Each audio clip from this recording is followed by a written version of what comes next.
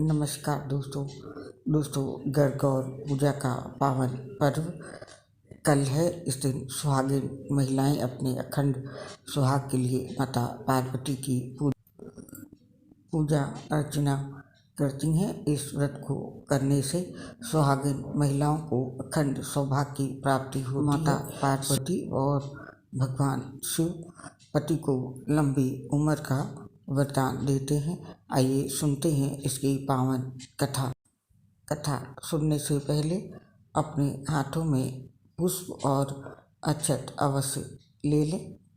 गणगौर की पौराणिक कथा के अनुसार एक बार भगवान शंकर तथा पार्वती जी नारद जी के साथ भ्रमण को निकले। चलते चलते वे चैत्र शुक्ल तृतीया के दिन एक गांव में पहुंच गए।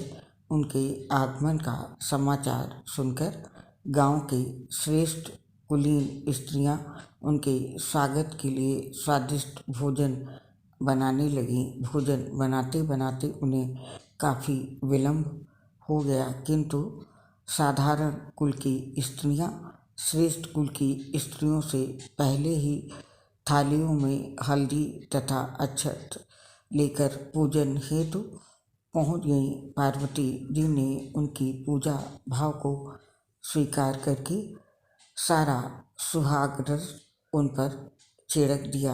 वे स्त्रियां अटल सौभाग्य की प्राप्ति का वरदान पाकर लौट गईं। तत्पश्चात उच्च कुल की स्त्रियां अनेक प्रकार के पकवान लेकर गौरी जी और शंकर जी की पूजा करने पहुँची।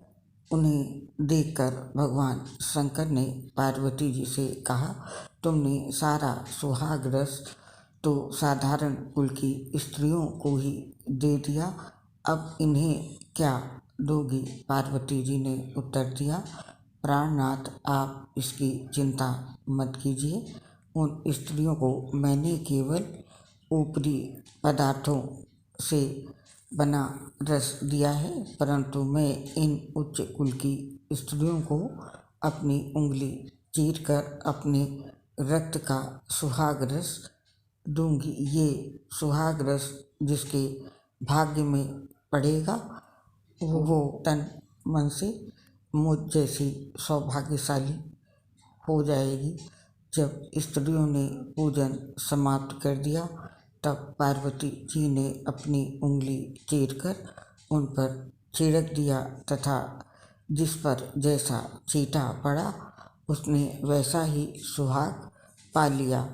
तत्पश्चात भगवान शिव की आज्ञा से पार्वती जी ने नदी तट पर स्नान किया और बालों की शिव मूर्ति बनाकर पूजन करने लगी। पूजन के पश्चात बालों के पकवान बनाकर शिव जी को भोग लगाया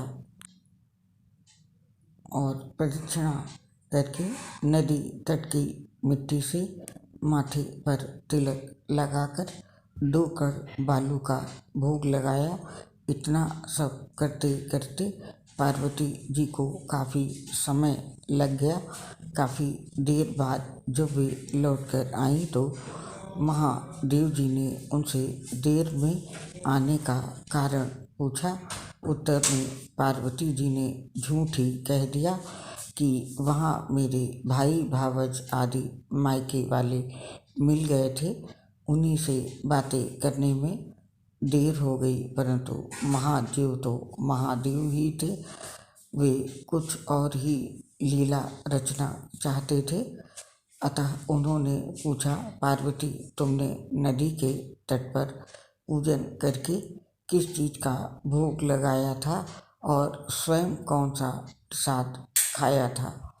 स्वामी पार्वती जी ने पुनः झूठ बोल दिया। मेरी भावज ने मुझे दूध भात खिलाया, उसे खाकर मैं सीधी यहाँ चली आ रही हूँ। ये सुनकर शिव जी भी दूध भात खाने के लालच में नदी तट की ओर चल दिए। अब तो भैया पार्वती जी दुविधा में पड़ गई। तब उन्होंने मौन भाव से भगवान भोलेनाथ का ही ध्यान किया और प्रार्थना की, हे भगवान, यदि मैं आपकी अनन्य दासी हूँ तो आप इस समय मेरी लाज रखिए। ये प्रार्थना करती हुई पार्वती जी भगवान शिव के पीछे पीछे चलती रहीं। उन्हें दूर नदी के तट पर माया का महल दिखाई दिया। उस महल के भीतर पहुंचकर वे देखती हैं कि वहां शिव जी के साले तथा सलह आदि सपरिवार उपस्थित हैं। उन्होंने गौरी तथा शंकर का भावभीना स्वागत किया। वे 2 दिनों तक वहाँ रहे। तीसरे दिन पार्वती जी ने शिव जी से चलने के लिए कहा, पर शिव जी तैयार नहीं हुए। वे अभी और रुकना चाहते थे। तब पार्वती जी रूठकर अकेली ही चल दी। ऐसी हालत में भगवान शिव जी को पार्वती के साथ चलना ही पड़ा। नारद जी भी साथ साथ चल दिए। चलते चलते वे बहुत दूर निकल आए। उस समय भगवान सूर्य अपने धाम को पधार रहे थे। अचानक से भगवान शंकर पार्वती जी से बोले, मैं तुम्हारे मायके में अपनी माला भूल आया हूँ। ठीक है, मैं ले आती हूँ, पार्वती जी ने कहा और वो जाने को तत्पर हो गई। परंतु भगवान ने उन्हें जाने की आज्ञा न दी और इस कार्य के लिए ब्रह्मपुत्र नारद जी को भेज दिया। लेकिन वहाँ पहुँचने पर नारद जी को कोई महल नजर नहीं आया। वहाँ तो दूर दूर तक जंगल ही जंगल था, जिसमें हिंसक पशु विचर रहे थे। नारद जी वहाँ भटकने लगे और सोचने लगे कि कहीं वे किसी गलत स्थान पर तो नहीं आ गए।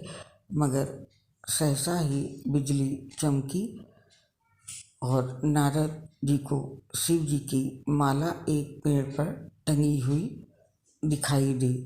नारद जी ने माला उतार ली और शिव जी के पास पहुंचकर वहाँ का हाल बताया। शिव जी ने हंसकर कहा, नारद, ये सब पार्वती की ही लीला है। तब नारद जी ने सिर झुकाकर कहा, माता, आप पवित्रताओं में सर्वश्रेष्ठ हैं। आप सौभाग्यवती समाज में आदि शक्ति हैं। ये सब आपकी पतिव्रत का ही प्रभाव है कि संसार की स्त्रियां आपके नाम स्मरण मात्र से ही अटल सौभाग्य प्राप्त करती हैं और समस्त सिद्धियों को बना तथा मिटा सकती हैं। तब आपके लिए ये कर्म कौन सी बड़ी बात है। नारद जी ने आगे कहा कि महामाया गोपनीय शुक्ल अधिक शक्तिशाली तथा सार्थक होता है।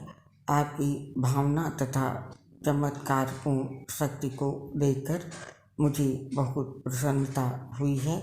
मैं आशीर्वाद रूप में कहता हूँ कि जो स्त्रियाँ इसी तरह गुप्त रूप से पति का पूजन करके मंगल कामना करेंगी, उन्हें महादेव जी की कृपा से दीर्घायु वाले पति का संसर्ग मिलेगा।